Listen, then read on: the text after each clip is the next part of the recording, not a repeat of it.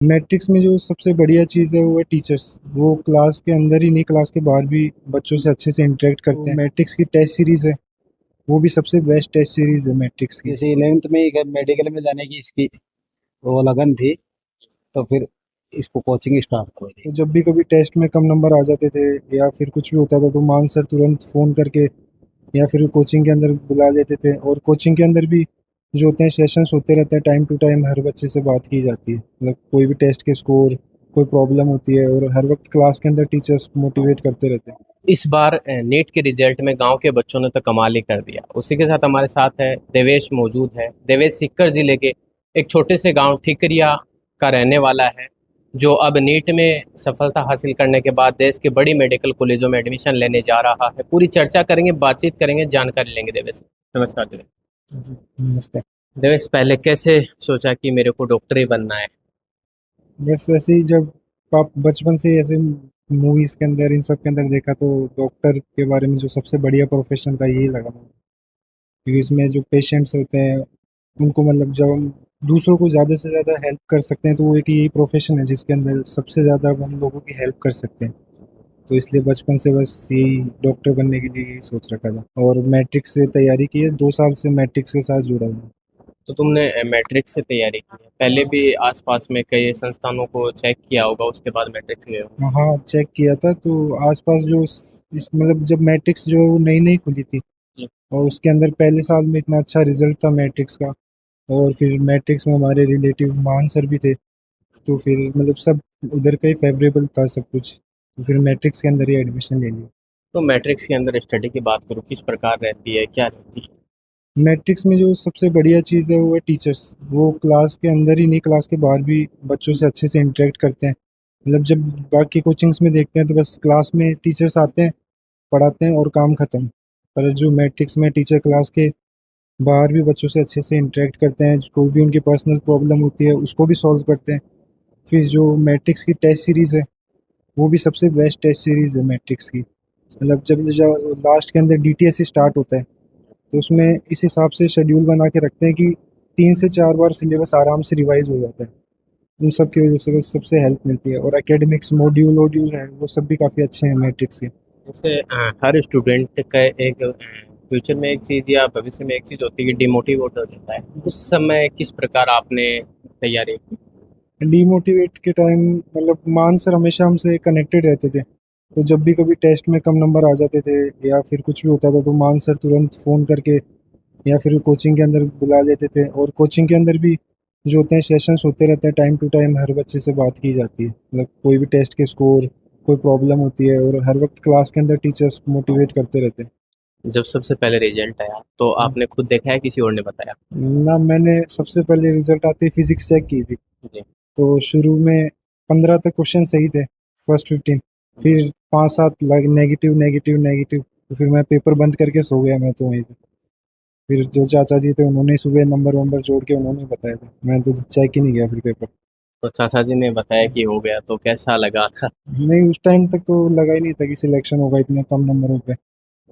फिर वो तो बस रिजल्ट आने के बाद ही पता चला है सिलेक्शन हो गया। तो जैसे इस बार के पेपर की बात करूँ, कई स्टूडेंट है वो पेपर देख कर आने के बाद जैसे ही गेट से निकल रहे तो कहीं ना कहीं मायूस नजर आ रहे थे कि यार इस बार का पेपर तो बड़ा खराब निकला है। तो तुम्हें कैसा लगा? नहीं, मैं भी बस बाहर आते ही ऐसे ही पूरा मूड ऑफ हो गया था, और लगा था कि इस साल नहीं होगा सिलेक्शन। तो पेपर बहुत ज़्यादा टफ भी था और छूट भी गया था, और लग भी रहा था कि बहुत सारे क्वेश्चन तो गलत भी होंगे, क्योंकि इस हिसाब के पैटर्न से कभी हमें पढ़ाया नहीं गया था ना, कि एकदम अचानक से पैटर्न चेंज कर दिया था एनटीए ने। तो इसलिए एकदम सब कुछ नया ही था, तो मैं भी बाहर आया तो लगा कि मेरा भी इस बार सिलेक्शन नहीं होगा।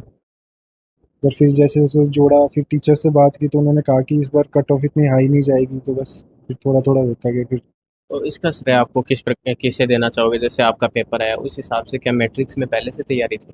हाँ, मैट्रिक्स में बीच बीच में एक दो हमारे ऐसे पेपर्स लिए गए थे जिसमें काफ़ी टफ दिया गया था, तो स्कोर 600 से नीचे भी आ गया था, तो थोड़ा बहुत तो प्रिपेयर थे।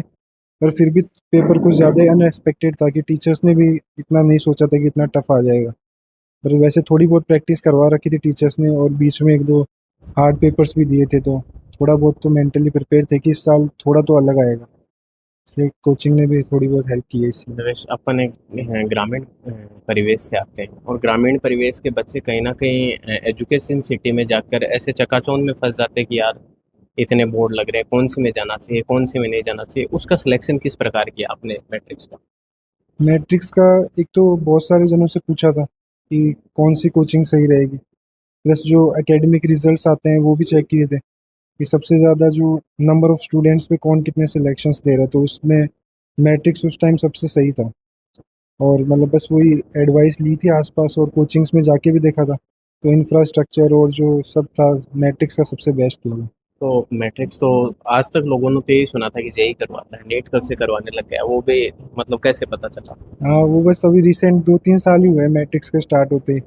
ये जो स्टार्ट हुआ था तो पहले साल में अच्छा रिजल्ट दिया था, तो हर पे न्यूज़पेपर के अंदर इन सब में देख देख के फिर मतलब न्यूज़ पहुंच गई थी घर तक। तो सिलेक्शन की बात करूँ तो लगभग कितने पहले साल की? पहली साल 200 प्लस सिलेक्शन थे मैट्रिक्स से, और अब टोटल मिला के इस साल भी 500 प्लस सिलेक्शन बता रहे मैट्रिक्स से। 500 प्लस? हाँ इस तो साल। ट्रक भर भर के सिलेक्शन दिए जा रहे हैं। जी सर। तो बिल्कुल, ये हमारे साथ देवेश था जिन्होंने अपनी पूरी कहानी बताई, किस प्रकार उन्होंने तैयारी की, किस प्रकार संस्था का सहयोग रहा और इस मुकाम को हासिल किया और देश की बड़ी मेडिकल कॉलेजों में एडमिशन लेने जा रहा है। परिवार के और भी सदस्य मौजूद हैं, उनसे भी बातचीत करते हैं। देवेश के चाचा जी हमारे साथ मौजूद है क्योंकि देवेश यहीं रहकर शायद पढ़ाई करता था, सारी तैयारियां करता था। हाँ, ये मेरे साथ ही था। तो आपने जैसे एक रिजल्ट या कोई भी आगे बढ़ने का सपना देखते हो तो एक संस्था का नाम सबसे पहले देखा जाता है। संस्था में किस प्रकार की तैयारी थी, आपको किस प्रकार जुड़ाव था संस्था से? संस्था मैंने 3-4 कोचिंगों में विजिट की, तो ये मैट्रिक्स मेरे सही आई। क्योंकि एक चुनाव आपने किया, क्यों सही लगी आप? यहाँ एक जो फैकल्टी है 10-15 साल अनुभव वाली है, जी। और यहाँ की टेक्नोलॉजी भी अच्छी है, टेक्निकल स्टाफ बढ़िया है, और जैसे बच्चा क्लास में जाता है तो मैसेज वगैरह आ जाते हैं। अच्छा, सीधा घर से जुड़ाव हाँ, रहता है। घर से जुड़ा रहता है। तो देवेश की अगर बात करूँ, अपन ग्रामीण परिवेश से आते हैं और ग्रामीण परिवेश से यहाँ तक का सफर करने में कहीं ना कहीं बहुत सी मुश्किलों का सामना करना पड़ता है। किस प्रकार आपने पढ़ाई वगैरह करवाई? ये तो शुरू में तो अपने पापा के साथ रहा है, 10th क्लास तक तो, और वहाँ केंद्रीय विद्यालय में इनके पापा पोस्टेड है। इसके बाद में यहाँ 11th में मैं ही लेके आ गया था। जी। और तो ये जैसे 11th में ही मेडिकल में जाने की इसकी वो लगन थी, तो फिर इसको कोचिंग स्टार्ट कर दी। नहीं, जैसे ग्रामीण इलाकों में देखा जाता है कि बच्चे देखते देखते कहीं ना कहीं गलत राह भटक जाते हैं, लेकिन आपका एक परिवार का भी वो मेन कंट्रोल रहता है, किस प्रकार रहता कंट्रोल तो बस बच्चे को अपना यही रखते थे। है? अच्छा, हाँ, साथ में रखते थे, पूरी साथ ही monitoring रखते थे। करते हाँ, पूरी मॉनिटरिंग थी। थे। तो आप इसका श्रेय किसको देना चाहोगे, क्योंकि अब आने वाले समय में बड़ी मेडिकल कॉलेज है, उनमें एडमिशन होने वाला है बेटे का? अब इसका श्रेय तो हम मैट्रिक्स कोचिंग वालों को ही देंगे सर, जी। क्योंकि पूरा पूरा इस योगदान उन्हीं का रहा है। जी। हाँ, तो आपको सबसे पहले कैसे पता चला कि देवेश का नंबर आ गया? देश का तो मैंने यूट्यूब पे देखा, भाई रिजल्ट डिक्लेयर हो गया, जी। तो फिर ऑनलाइन निकलवा के देखा और रैंक वगैरह देखी, तो पूर्ण विश्वास हो गया भाई इसका सिलेक्शन हो गया। तो मिठाइयाँ विठाइयाँ खिलाई नहीं खिलाई, सबको आते ही नहीं, नहीं? मिठाइयाँ खिलाई। बिल्कुल। हाँ, तो और भी जो बच्चे तैयारी कर रहे हैं उनको क्या कहना चाहोगे, कौन सी संस्थान सजेस्ट करना चाहोगे? और भी बच्चों को ये कहना चाहूंगा कि मेहनत करने वालों की कभी हार नहीं होती है, तो लगातार मेहनत करते रहो, और मैट्रिक्स ही बेस्ट। बिल्कुल। तो और भी लोगों से हम चर्चा करने की कोशिश करते हैं, बातचीत करते हैं। ये है देवेश के चाचा जी, इन्होंने बताया कि जो अपने पिताजी के साथ रहकर या फिर देवेश है उसका 11वीं क्लास से ही मेडिकल में जाने का सपना था और वो आज इसने पूरा किया है। परिवार के और भी सदस्य हमारे साथ मौजूद है। क्या कहना चाहोगे, देवेश डॉक्टर बनने जा रहा है? देखो, देश डॉक्टर बन रहा है, बहुत बहुत खुशी है। और हमारे टाइम में तो हम कभी भी यही नहीं सोचते थे कि अपने बच्चे भी IPS, IAS, collector, doctor, engineer बनेंगे। लेकिन जैसे हमने थोड़ा सा प्रोग्रेस किया, हमारे बच्चों ने और किया, और पोतों ने तो और ही ज्यादा प्रोग्रेस किया। तो अब हमें भी पूरा विश्वास हो गया है कि अपने भी बच्चे आईपीएस या आरपीएस और डॉक्टर, इंजीनियर बने। तो और बड़ी कॉलेज में एडमिशन लेने जा रहा है। बड़े कॉलेज में हर बच्चे को कोशिश यही करते हैं कि अपने पूरी मेहनत से जो बचाया हुआ पैसा है उसको इस शिक्षा के अंदर लगाया जाए सभी बच्चों।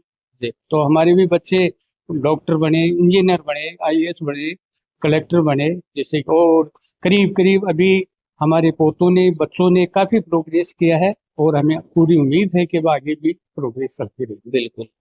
देवेश के मौसी हमारे साथ मौजूद है, उनसे चर्चाएं करते हैं। कैसे पता चला कि आज देवेश का रिजल्ट आ गया, नीट में सिलेक्शन हुआ है? सबसे पहले किसने बताया था? सबसे पहले मेरी बेटी ने बताया कि आज भैया का रिजल्ट आ गया। तो हम बहुत सुन के बहुत खुशी हुई कि आज हमारा बेटा डॉक्टर बनने जा रहा है। तो मैं ऐसे चाहती हूँ कि सभी माताओं का बच्चा डॉक्टर ही बने और बिल्कुल। सभी की इच्छा पूरी करे। और हमारे डॉक्टर ही क्यों? क्योंकि डॉक्टर को क्यों चुना, वो तो थोड़ा सा एक सवाल है। तो डॉक्टर है, समाज में सेवा करने के लिए भी मिले और परिवार वालों की भी सेवा करे और आसपास सभी की सेवा करे, ग्राम पंचायत की सभी की करे। जी बिल्कुल। तो जैसे रिजल्ट आया आज, देश की बड़ी कॉलेज में एडमिशन लेकर डॉक्टर बनने जा रहा है, तो क्या कहोगे? तो मैं ऐसे कहूँ कि मेरे बेटे की तरह सभी का बेटा ही डॉक्टर बने और सभी का अच्छा ही इलाज करे और पैसों की उन्नति की सभी के सहयोग करे, सभी की मदद करे। बिल्कुल। तो आपने जैसे सीकर में रहकर यहाँ पर पढ़ाई की, आपने एक संस्थान को चुना, संस्थान से किस प्रकार रिस्पॉन्स था? घर पर पढ़ाई किस प्रकार थी देवेश?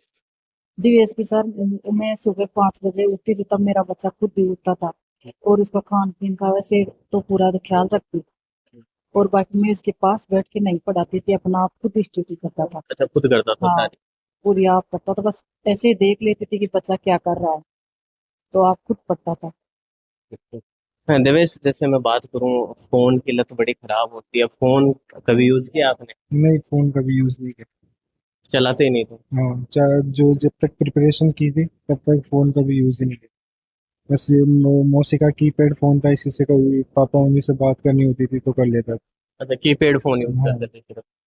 तो कहीं ना कहीं आपको भी लगता है क्या कि अगर फोन पास में आ जाए तो कहीं ना कहीं बिछड़ बिछड़ सकते हैं? हाँ, डिस्ट्रैक्शन तो होता ही है फ़ोन से, क्योंकि सेल्फ कंट्रोल थोड़ा इतना हर किसी के बस में नहीं होता, तो मेरा खुद का भी सेल्फ कंट्रोल इतना अच्छा नहीं है, तो फ़ोन से तो दूर ही रहता था मैं जब तक तैयारी की तब तक। अब क्या कहना चाहोगे? अंतिम सवाल है कि आने वाले भविष्य में जो बच्चे आ रहे हैं उनको क्या कहना चाहोगे?